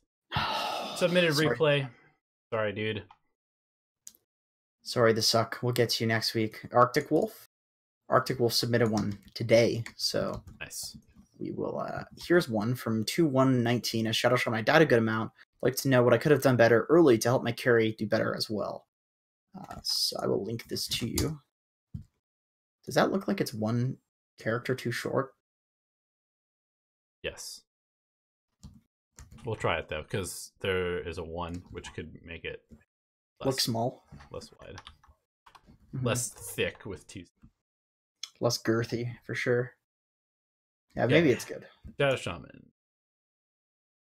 Oh, you got a screen share there, bud. Oh, big sorry. boy. And it's okay, I forgive you. He's playing with Rustler of Jimmy's. I like that name. Love it. Absolutely love it. And he's playing against Clan Dracors. So damn, dude. Pretty serious. Clans. What is this, the 90s? What's wrong with people? It's a late game. This one goes late. Who wins? Dire? Okay. Yeah. I like the build, the item build. I think that's a good item build. Mm-hmm. Agreed. Yeah. See how many awards were bought. 18. Seems pretty good. Yep. Maybe could have bought more sentries. Yep. Depends. There were no invis, nothing for invis, so I mean it's probably true, okay. You know, the 5 roll life. Yep. Throw. But okay. It does look like they were winning the game, so maybe we just go like right to here. What do you think? So let's see. What did he want to focus on, Arctic Wolf? He wanted to done better early to help us carry. So he wants to know what he could have done better early. We've already done a lot in the laning phase, and we already kind of talked about support rotations and stuff like that. So is Arctic Wolf, you there, dog? Where you at? Yeah, I feel like this is also, I mean, we'll see what the laning stage looks like. So his teammate, his party member is the Void. I mean, if I was playing this game, you just pair this guy with this guy in lane, and then you just kill people over and over, right? Yeah, you could even try lane. Yeah. But we'll see how he actually ends up laning it, because, I mean, like, here's the thing. I get it. You want to lane with your friends because you want to play with them. But if you're going to do that, you should probably just pick lanes that actually make sense together, because in this lane, it's like Shadow Shaman, Gyrocopter. Just put them together. Doesn't matter what lane you're in. Put them together and they're going to destroy people. And that's a lot of time just sitting there. I definitely disagree with just sitting at the start. Yep. Even for like a few fractions of a second. You can actually click while the versus thing is up, by the way. For like the last little bit of it. And I would recommend doing that. Memorize where the map locations are and click those. I know that sounds so stupid, but if you do that, you can get to like a warding location before other people will see you, because they're running to the same location, right? So it's like it's a race there. Yep. And if you're close in terms of movement speed, you could actually get farther on the map to get a better ward down. Oh, which, my eyes! Quality Blade! Ah! Starting item. Yeah, that's pretty rough. I mean, once again, with the Quelling Blade, good God, you could just save 100 gold and then buy it from the side shop. It's the exact same thing, except you have more regen. Yeah. It just doesn't make any sense.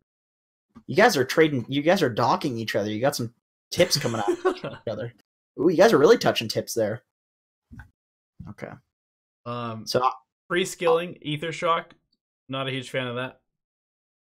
I mean, you're probably going to end up going Ether Shock based on this lane, because Shackle plus Void is pretty meh, especially facing presumably an Axe Vengeful Spirit lane. You probably just want to trade with the Venge, force the Venge out of lane, and then deal with the Axe together. I mean, that's how I would probably approach it as a support. But just skilling before you actually even see the lane literally makes no sense. There's actually no point to doing it because you have no information. So yeah, I agree. We hammered this one in like a couple weeks ago, I think, in a replay review session. But it's just, there might be a situation in which like you save the stun and cancel a TP, or you get a kill or something like that. Yep. Probably not, but it's not like not skilling makes it so you can't skill. Yeah. There's no loss to it, and it's really good to build a habit out of it. In fact, like a lot of the time, playing competitive, I would notice with newer players, a problem was that people would have bad pub habits and then make the excuse that it doesn't matter because it's pub. But like, even if you're doing something infrequently, or if like on Shadow Shaman, for example, it doesn't really matter because you probably do want the Ether Shock, it's still setting the habit. Anything that's habit building in Dota is going to be bad, and you want to avoid. And going back to like the competitive analogy, it's like with these new competitive players, they would have to very quickly like start playing pubs like as if they're competitive, just because that way they're not forming like shitty habits. So it doesn't matter in this game, but definitely like habit building is bad as a general notion. You don't want to build bad habits, and I know it's not a big deal in this game. Like, I would not focus on the Ether Shock. It's just more of the habits issue. Yep. Maybe that's an issue for you in other locations in this game. Yeah. Okay, so let's look at this part, because I know we talked a lot about the lane phase, but this is something that a lot of people really just don't know how to deal with, is when somebody's cutting their wave. Like, what are you supposed to do as a support? What are you supposed to do as a core? In this case, the Axe cuts the wave. Shadow Shaman, not a hero with a lot of movement speed, but I do think that his positioning is good so far. I will say, though, that you have 76 base damage, so you can look at these creeps. You know, this one is very close to deny range. So you don't want to be tanking the counter helixes for obvious reasons, but at the same time, you want to place yourself in a position where you can just deny these creeps, because that's how you really shut down this Axe doing this, is you just deny all the creeps that he's trying to kill, right? I actually think you can tank the counter helixes. It does dog shit damage at level 1. Like, this is why Axe has fallen off as a core. You actually can't, like, if you can take this guy's regen away by just whacking him and denying everything, he's going to have problems. And you have a salve. Look at his tangos versus your salve. This goes back to the whole issue of calculating based on regen and deciding how much harass you will take and how much harass you'll take to do harass to your opponent. Like, you have way more regen than him, and therefore you can tank creeps, you can tank spells if it results in you pushing him off the wave earlier. Like, you could have pushed him to this location one wave earlier if you had manned up on him, and he would have less experience because you'd also be denying him. Like, I think you can absolutely man up in this game, because look at yourself. He's done basically no damage to you, and you still have twice as much regen as him. Yep. Like, he's almost dead and you have twice as much regen as him. Use the salve and just make this happen 1 or 2 waves earlier, and his game is ruined. Yeah, I would also say, though, at this point, if you're going to commit this hard to chasing him this far, you might as well continue going. Like, you've run so far away from the lane that stopping now just doesn't make any sense. Like, you still have vision of him. He's just going to sit here and farm this creep wave. You might as well continue just chasing him. Chase him all the way back to his fountain for all you care, because guess what? This is the important hero in this lane. The Vengeful Spirit doesn't matter at all. Your Void is getting free farm. Just run this Axe all the way back to his tower if he's going to let you. Like, now you're just kind of walking back to the lane. Axe is getting free levels. He's going to come back with level 2 counter helix, and then you can't tank the counter helixes, and you can't really contest him as much. This goes back to just like when you're a support, just looking around the map and figuring out like where you need to be. And if there is nowhere else that you need to be in the game that needs any sort of help that's going to be effective for you, then yeah, just fuck with this axe as much as you can, because like, why not? It's like, you look around the map and there's no punish for that. Your Void is farming, your Gyro's farming, your mid Kunkka is farming. So yeah, just keep bullying this guy, make this guy's life living hell. When he gets some levels, it becomes a lot harder for you to do this, to keep chasing him around, because guess what? When you are Just dealing with a guy hit him, please. sure. But once again, the issue is like, he's now got some levels on you because he's cutting the creep wave, you're not. So you're not getting any creep experience. So you really want to abuse the fact that you're level 1, because like, you have so much regen. So now you're using the salve, but when you go back and try to do this, Axe is now going to have more items because you gave him those early. You gave him the levels early, and now you can't do this. Like, when it comes to cutting the creep wave, it just completely amplifies that whole like regen battle and calculating based on what spells you have, what spells they have, how much armor they have, do they have stout shield, like all of these things where it comes considers like harass and regen in the lane. It matters so much more when it comes to cutting the creep wave, because now it's like a little too late. You know what I mean? Like, this axe can just freely cut, and now you can't chase him around. You should actually just leave. You shouldn't be in this lane anymore, because you with him early, but you're no longer going to be effective dealing with him, because you're level 1 versus level 3 that has items, that has levels. There's just nothing you're doing here, and Void is going to completely free farm regardless. So you could like run to the top lane, you could run to the Storm Spirit, and this goes back to that thing of like looking around the map as a support and figuring out where the best location to be is. This is no longer a good location for you to be, because the axe is just going to farm regardless. Even if you kill him or run at him, like, he just wastes your time. So you probably want to go to the other lanes where you're going to be effective. Because your Void is already farming. Like, you can't deal with the axe, you can't shut down the axe, and you don't need to help your Void. So there's no longer a reason to be down here, because the only thing you could potentially do is make the Void's life easier, but his life is already easy because there's a guy cutting the creep wave, giving him, so he has free farm. So he doesn't need your help. And you can't shut down axe anymore because that was a level 1 thing. So now, like, your time is going to be best spent in the other lanes. If they don't need help either, and there's no way to deal with them, then you pull. Then you go to the top lane, you pull the side camp. Like, there's just this flow chart, essentially, where you should be looking at, like, where is your presence going to be, like, where is your presence needed, and where are you going to get the most off the map as a support. And generally, like, if you're a support, you want to go where your presence is most needed.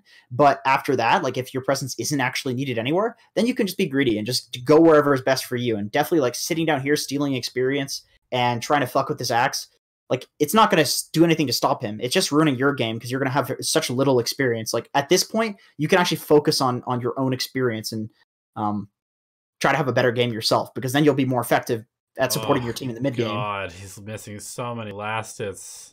Chase this axe. Like, yeah, this is like why? It's just these kills don't matter. Just get creeps. It's actually fine. Like, if this guy's farming behind here, like, you could have stopped him early. It's one of the few situations in which I think, like, well, less so now. Like, it's pretty easy to stop an axe from cutting the wave now because the counter helix is so bad at level 1. But in any case, like, a lot of the time in the previous meta when axe was really strong, like, he would get one wave and then you could no longer deal with him, and people would just fucking leave. They would just leave the lane because there's no point in being there anymore. Yeah. Even if you kill him, it costs so much that it's just not worth it. Like, there's a free farm jug top because this Gyro's down here for some reason dealing with the axe. Yeah, this axe is literally winning the game for his team right now. I know the game goes like really long, but look how many resources your team is expending to deal with this guy who is going to get farmed no matter what in this game. Yes. And can actually have 25 deaths and still do the exact same job 50 minutes into the game. Yeah, basically it's like, you could have stopped him, but once you can no longer deal with him, just go do something else. And I would say, like, you don't need to die to realize that fact. As soon as, like, he gets like 2 bracers or 1 bracer, and you're level 1, he's level 3. It just doesn't feel good to keep going back down here. There's really no point. I mean, your Void is going to be fine if this guy keeps cutting too. Yeah. Unless, of course, like, if your Void needs help down here and the other lanes are fine, then, like I said, you want to go to where you need to go, and then where you want to go. And this is one of those situations in which, like, you don't need to go anywhere because everywhere is just kind of doing fine. You want to go, like, get a kill top. You want to go, like, pull top and get some experience, because your game is super rough right now because of those early trades and the fact you kept going back. Yep. And I mean, okay, so you walk back here and die. Pudge shows. Now there's 3 heroes bottom, and okay, so this Void is now not getting any last hits or experience. But that's actually kind of okay, because Suddenly, the Void has now become the offlaner for this particular moment in time, because there's 3 heroes dedicated. That means there's lots of space somewhere else on the map. That means there's lots of space for you to potentially buy a smoke, run mid with your shackles, run top with your shackles, get a kill there. You can actually start doing things elsewhere, and it basically just means that your Void has to play as an offlaner for like a couple of minutes until the map orientation shifts again, and then he can go back to being a carry and farming effectively and, you know, scaling into the later stages of the game. I would say that you're actually so far behind at this point as a hero in this game that your Void should go do something with Chrono, because I'm pretty sure he's just sitting on the cooldown. He should go do something with Chrono or jungle, and then you should be taking this lane and coming back down here, because at this point, you've basically fallen off, and even a rotation to the other lanes is probably not going to result in a kill, just because you've set yourself so far behind. So I really think, like, given that you guys apparently took this game to the late game, you probably could have crushed these opponents if you had just had a better early game, because they're kind of stomping you right now. Like, this is a really, really rough game for you as a support. I'm really surprised this Juggernaut somehow dying to this to a level 2 Shadow Shaman, but it's more so because Kunkka is really strong. Yeah. So that's actually definitely a good rotation. But I would say probably your safest play in this game would be to have your Void doing this action right now, because he's actually stronger than you, and that would probably have resulted in a more secure kill. And then you take the farm bot and try to get your level 6 and come back into the game. Like, it's gotten to the point where your Void is essentially supposed to be making space for you. You've made space for him by, I think there's obviously mistakes and stuff, but, you know, you supported him. He got 6. He's now effective at fighting. You're not effective at fighting, so he can go fight while you can be taking like the creep farm. This is actually something that I've been thinking about recently, because I have been playing on a Divine Smurf due to the fact that my internet connection at my mother-in-law's, which is where I'm staying right now, is very shitty. So I don't want to calibrate on my main because I would lose a lot. And in Divine, what I've realized is that a lot of people don't treat the map as if it's like a finite resource. I will see cores farming in the same area. I will see 3 people trying to farm at once. And it's like, if you are just on your side of the map and you don't have an excessive amount of map control, it's actually not possible for 3 heroes to farm at the speed that they would like all at once. Like, you need to have a juggling of space on the map where certain heroes are fighting and certain heroes are farming, because otherwise, number one, you'll have less farm and less space to work with if you're not fighting. But also, it's like those heroes that are fighting will get farm from those fights, while the heroes who are weaker at fighting will get farm from the creeps. So, like, basically, the heroes that are strongest at fighting at any point in Dota should be fighting, while the heroes that aren't strong at fighting, they are farming and getting to a certain power spike where they can fight. And then you do this juggling of, like, you'll even see VP. Like, there's situations where VP will send a Medusa straight down a lane to fucking feed herself solo. And it's intentional because they know that Medusa is the best hero to be making space at that point to give, like, an axe or a Slardar or something like that, a Blink Dagger. And then once the Slardar gets the Blink Dagger, then the Slardar is the one that's running around and fighting, and Medusa will be farming the jungle. Like, VP will literally do this with a Medusa or an anti-mage. They will intentionally feed them because they know that in a typical Dota game, there is not enough space on the map for everybody to be farming. So in order to get the most farm, you need to have the heroes that are good at fighting actually fighting. And on the flip side, if you're not good at fighting, you need to recognize that and be like, I'm the hero that needs to be farming right now, because I want to get to a point where I can fight and continue making space for my team. Like, you're actually losing the game for your team by running around and acting as if you're this strong fighting hero just because you're a support. When you're fucking weak, like, you need to get level 6. And Void is 6, so he's strong. Like, he can fight. He's perfectly fine fighting. He'll get the same farm of hitting jungle and more from fighting, but then you'll get farm as well. So you're literally getting more gold as a team if you do that. Yeah, and a couple points. One of which is that I know that a lot of people are kind of caught up with the sort of like, oh, I need to have this amount of last hits by 10 minutes and this by 20 minutes. And they're basing that off of these professional games where you see, you know, Ramses or Arteezy or Matumba Man or whatever have these extremely high last hit numbers at 20 minutes. The reason that their last hit numbers are extremely high is, sure, they are good at last hitting. They don't miss very many last hits. But the reason that they have like 200 last hits at, you know, 20 minutes is because nobody else on their team is taking any last hits, because they're doing other stuff to make space for this one person to get those last hits. And that doesn't happen in pubs. Everybody's just hitting creeps because everybody wants to get items at the same time because they all feel like they need to be as strong as possible at the same time. And so that's the one thing I want to talk about. The next thing is going way back to when we were talking about support efficiency. This is just something I wanted to point out. Okay, you see two people TP in. You have enough gold for boots. You are a very slow hero. You are right next to the side shop. Go buy your boots and then go do something else. Even those two actions of walking over the side shop and then having that extra move speed to go to your next location. Also, buy TP scroll. You can buy both of those at the side shop. Instead, you're walking back aimlessly. Then you buy your boots from the fountain shop when the courier is on its way out. Why? And no TP. And yeah, no that's TP. That's a rip in pepperonis right there. Oh boy.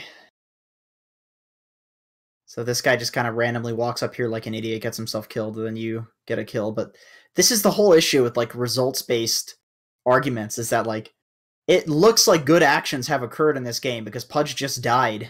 Because you were in this vicinity instead of over at the side shop buying your TP and boots. But yeah, I mean, if you had boots, if you had taken like once, you'd still be there. But yeah, it's just funny that like this game probably felt okay at this point, but it's been very, very rough. And I don't want to nail into you too hard, but I guess that's kind of what you're asking for when you submit a replay.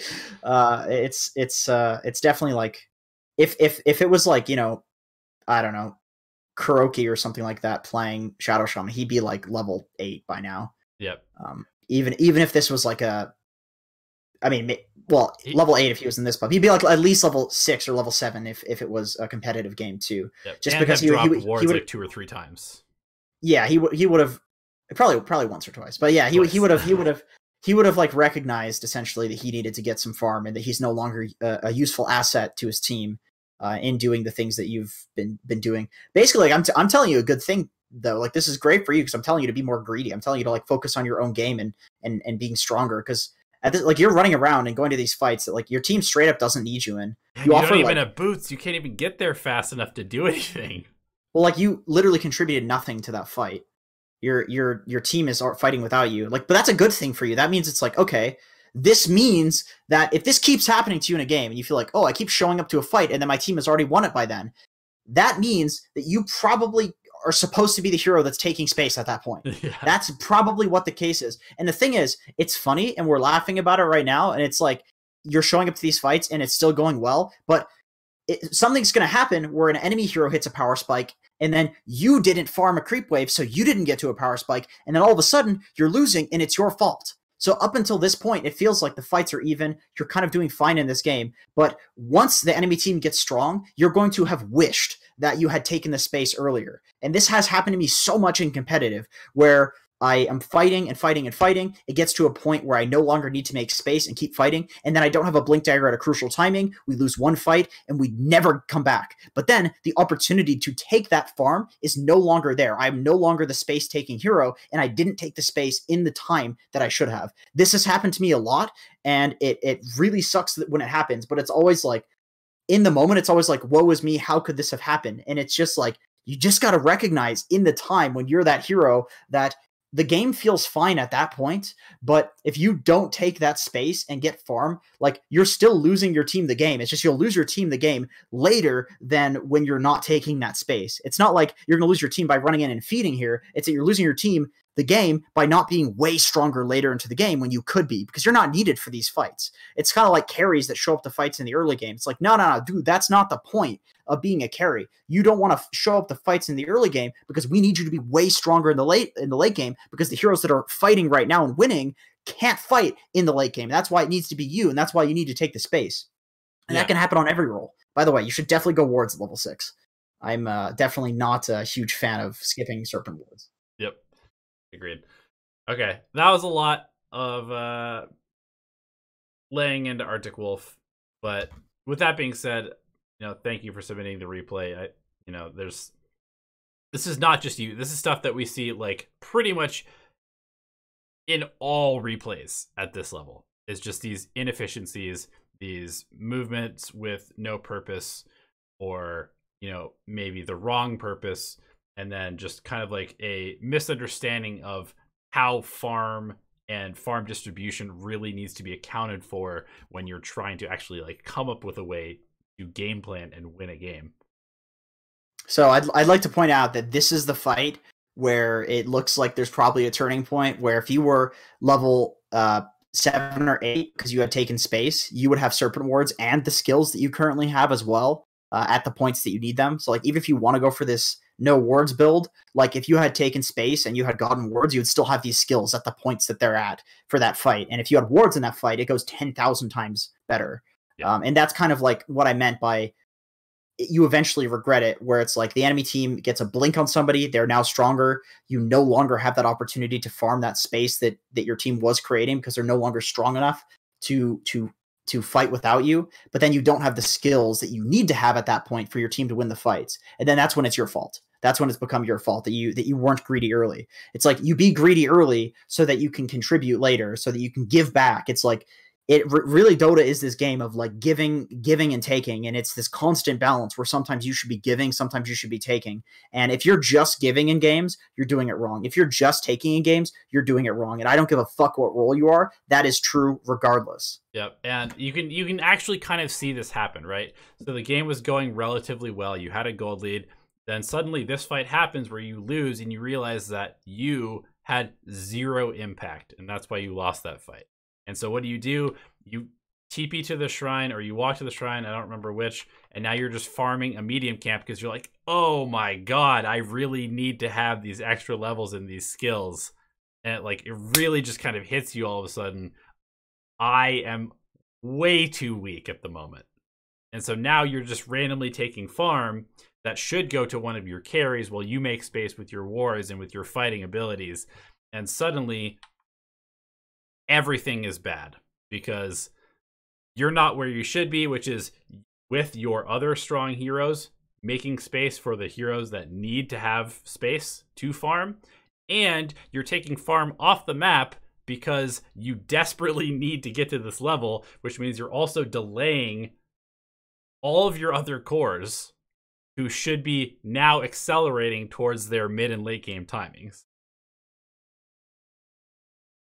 Yep, well said. I agree with all of that. That sums it up nicely, actually. All right.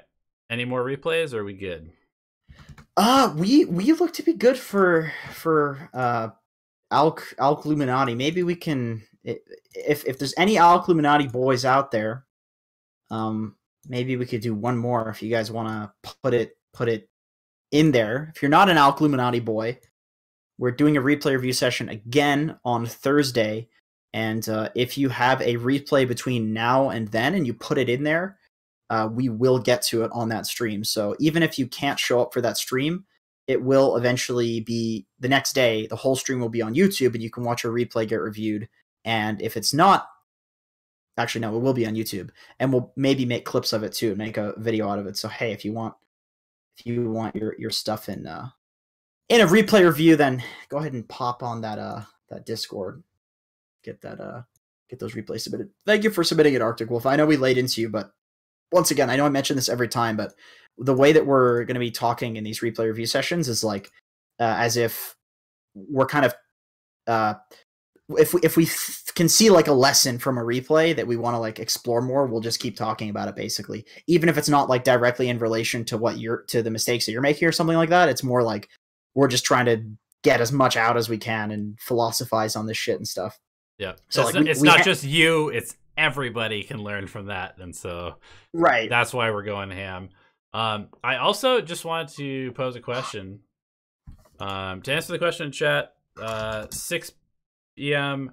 PST is when both Alchemy Answers, which is tomorrow, and replay review session, which is on Thursday, will happen. Do you think that we should do a replay review stream where we take a look at one of your games, one of my games, as something we could do? Hell yeah. Yeah, I'm down. What do you think, chat? Would you guys like to see us review our own games together occasionally? We could do that. It's hard for me to get good replays right now though, because because of I'm just playing on the Smurf, so the games are all kind of like stomps usually because it's kind of cheating or whatever. But whatever, I'm gonna get banned for that. It's not my Smurf. I'm boring somebody else's Smurf because I fucking man, I urge to play. I gotta play Dota, but I don't want to ruin my MMR. You know, playing from here. You hear that? You hear that, everybody? Jenkins is advertising a boosting service. He is boosting accounts. Absolutely not. It's a shared Smurf between literal professional players, so it's like I'm probably lowering the fucking MMR. That's what I'm doing. Cool. Well, thanks everyone for tuning in. I think we're gonna cut the stream there. Any last words, Mr. Jenko? Do we? Nah, never mind. We'll talk about it off stream. But yeah, thanks for watching, guys. Sorry about the week off. It was busy with the patch. Donnie had a trip planned that he had to go on, and so we were kind of like away for that week. But we're gonna be doing replay reviews and everything weekly from now on, and we'll try to keep you informed on that sort of stuff. Yep. All right. Love ya.